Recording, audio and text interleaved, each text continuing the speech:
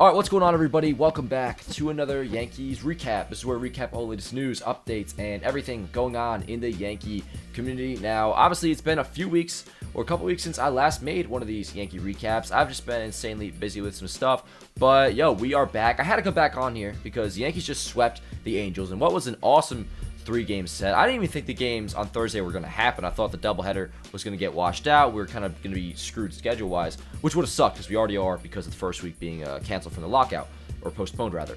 Anyways, yo, that game 3, was that electric or what? And really, I got to say, I actually haven't been to any games so far this season. And the reason for that is because I usually have so much to do during the game that, like, if I can't have my laptop in front of me, like, I can't really do what I have to do.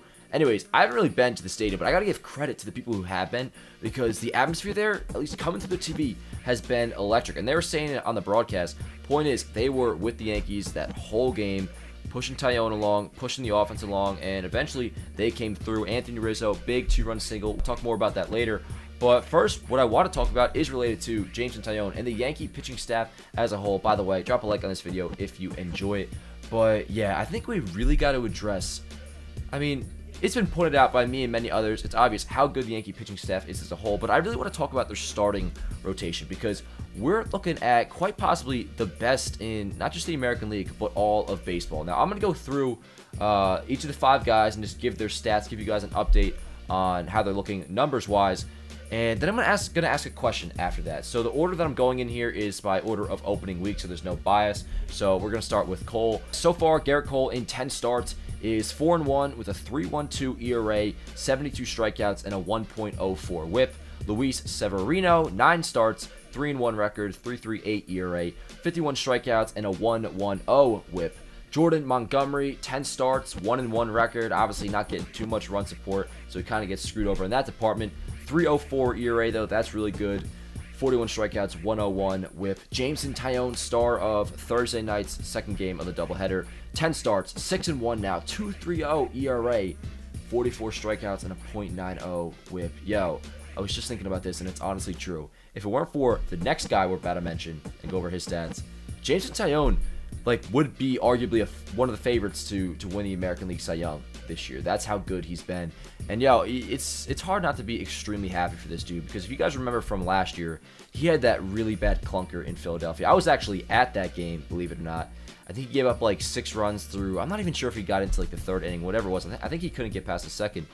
He was awful, and that was definitely rock bottom, coming off Tommy John surgery, and I'm sure he had that doubt. This is the 2nd Tommy John surgery. He's faced all the adversity in the world. This dude has had cancer. He's had multiple Tommy John surgeries, and at some point, I'm sure he probably started to think, am I going to be able to bounce back from this? And from that very start, he was great the rest of the year. 1 pitcher of the month in July, and then so far this year, like I just mentioned, he has a 2.30 ERA, is 6-1 on the season, a .90 WHIP.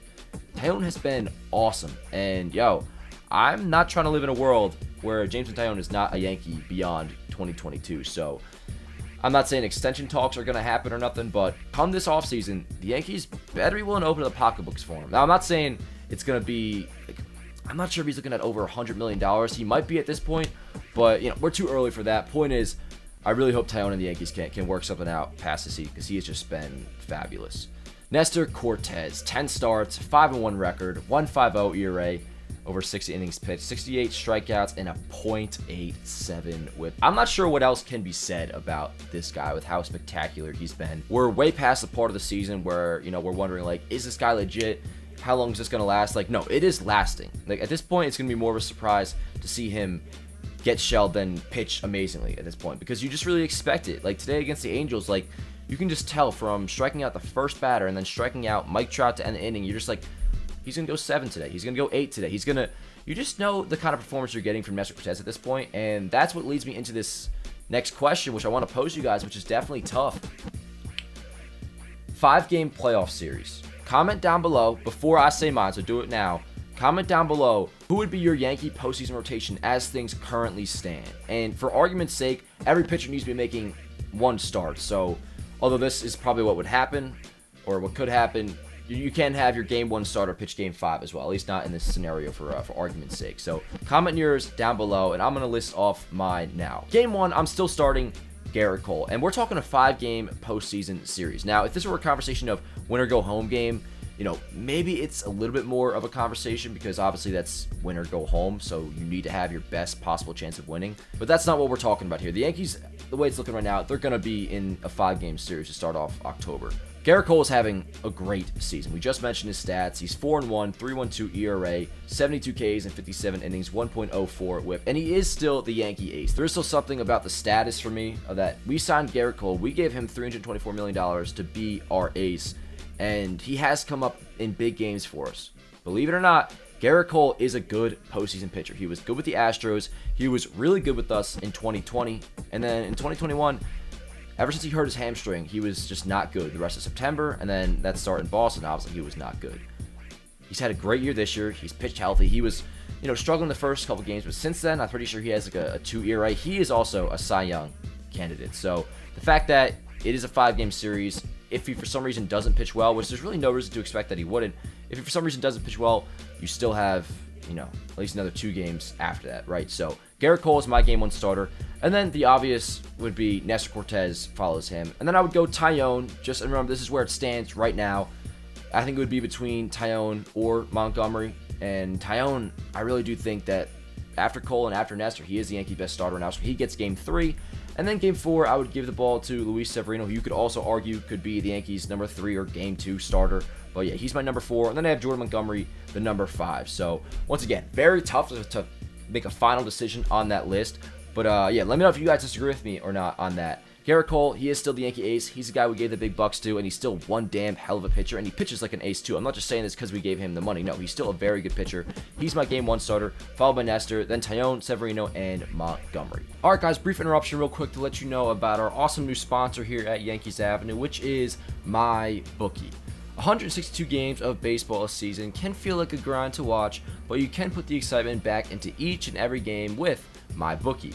Run lines, money lines, and props galore. Nobody gives you more opportunities to win than MyBookie. Getting started is simple. Deposit $300 and play with $200 instantly. Just use my promo code YankeesAvenue to claim a MyBookie deposit bonus. Whether you're a diehard fan or a newcomer to the sport, there's never been a better time to join the MyBookie family.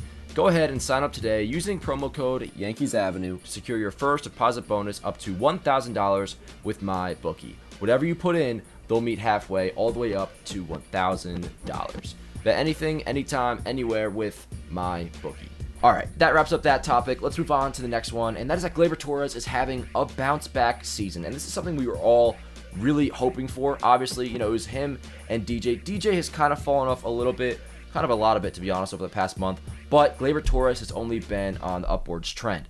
After hitting 3 homers in his last 6 games, and overall just a really promising stretch of hitting lately from Gleyber, his season stats are starting to look a lot closer to his former self. In 48 games now, he's brought his average up to 250 while still looking 488, and he's already surpassed his home run total from all of last year, which was 127 games. He hit 9, and he already has over 10 this year, which has him on pace for over 33 home runs over 150 games. And his OPS plus is up to 121, which, real quick, for those who aren't familiar with OPS plus, league average is 100. Gleyber being at 121 means he's 21% better than a league average offensive player.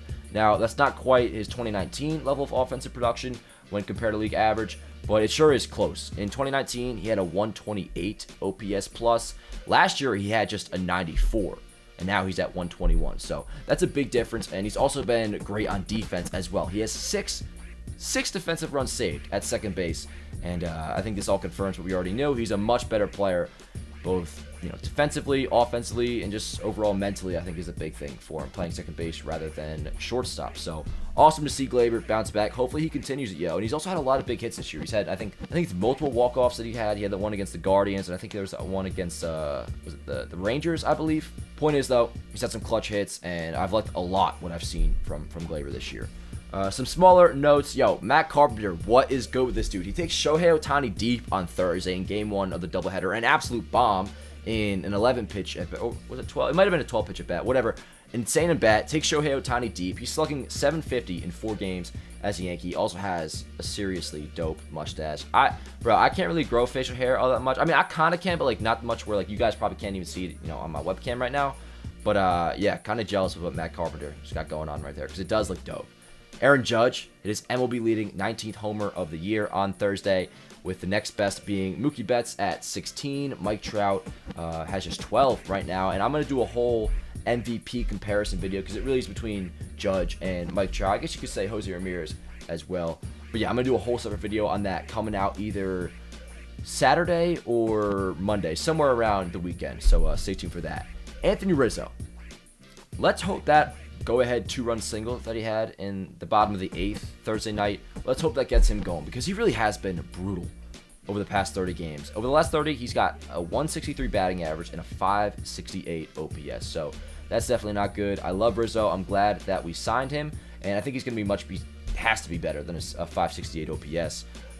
Yeah, so just not a good, month. May was just not a good month for him. But, like I said, hopefully that gets him cooking. David McKay has been sent down. Now, this is big news, and I want to shameless plug to my Instagram at Yankees Avenue because we don't currently know the corresponding move, but the Yankees do have an open roster spot right now. It's either going to be Giancarlo Stanton or Josh Donaldson. Regardless of who it is tomorrow, they're both coming back soon. I think my hunch is giving me that it's going to be Donaldson. But like I said, follow Yankees Avenue on Instagram. I'll have the update right away on there. But that's going to do it for this Yankees recap, guys. Hope you all enjoyed. This was fun. I don't like to really set schedules with when I'm going to do these again because, things come up. I'm really busy, especially during the baseball season, working at John Boy and stuff. But yeah, I'm going to try to do another one of these hopefully by next week. And yeah, I'll see you guys then. Let's go Yankees.